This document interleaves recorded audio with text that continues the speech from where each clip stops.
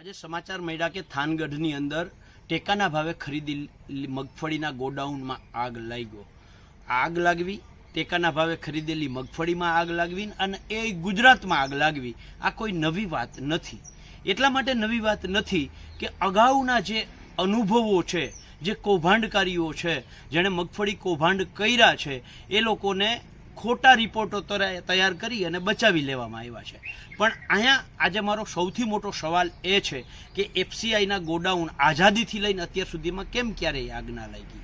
આજે આમાં જો સરકારે સાચી તપાસ કરવી હોય તો કઈ કઈ સહકારી મંડળીઓએ આમાં મગફળી નાખી હતી, કેટલા કેટલા મણ કે મેટ્રિક ટન નાખી હતી, આ સહકારી મંડળીઓના માલિકો કોણ હતા, આ ગોડાઉનમાં જ્યાં મગફળી નાખવામાં આવી છે એ ગોડાઉનનો માલિક કોણ હતો, ત્યાં કેટલી ટોટલ મગફળી આવી હતી અને એની સામે કેટલી સળગી ગઈ છે અને કેટલી બચી ગઈ છે. જે બચી ગઈ છે એ મગફળીની ગુણવત્તા કેવી છે? જો આવા ઝીણવટભર્યા તપાસ કરવામાં આવે તો બીજી વખત ગોડાઉનમાં આગ લાગવાની ઘટના ન બને. પણ ગુજરાતમાં થાય છે શું? તાકે અગાઉ ગોડાઉનમાં આગ લાગી એનું એક ઉદાહરણ સાથે કહું. ગોંડલમાં જે આગ લાગી બારદાનની અંદર, તો એમાં રિપોર્ટ એ આવ્યો કે ત્યાં ઇલેક્ટ્રિક શોર્ટ સર્કિટના કારણે આગ લાગી હતી, જ્યારે વાસ્તવિકતા એ હતી કે ગોડાઉન પાસે પીજીવીસીએલનું ઇલેક્ટ્રિક કનેક્શન જ નહોતું. તો કનેક્શન ન હોય તો આગ કેવી રીતે લાગે? પણ આ બચાવનો એક તરીકો હતો.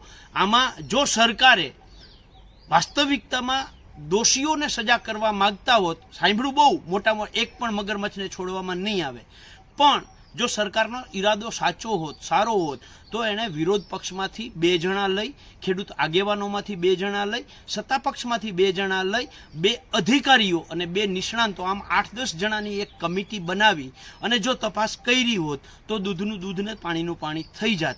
આજે હું સરકારને ચેલેન્જ સાથે કહું છું કે આ આગ એટલા માટે લાગી છે કે હમણાં જ ટેકાના ભાવે ખરીદીમાં સત્તા પક્ષના જ ધારાસભ્યોએ અવાજ ઉઠાવ્યો હતો કે આમાં મોટો ભ્રષ્ટાચાર થયો છે.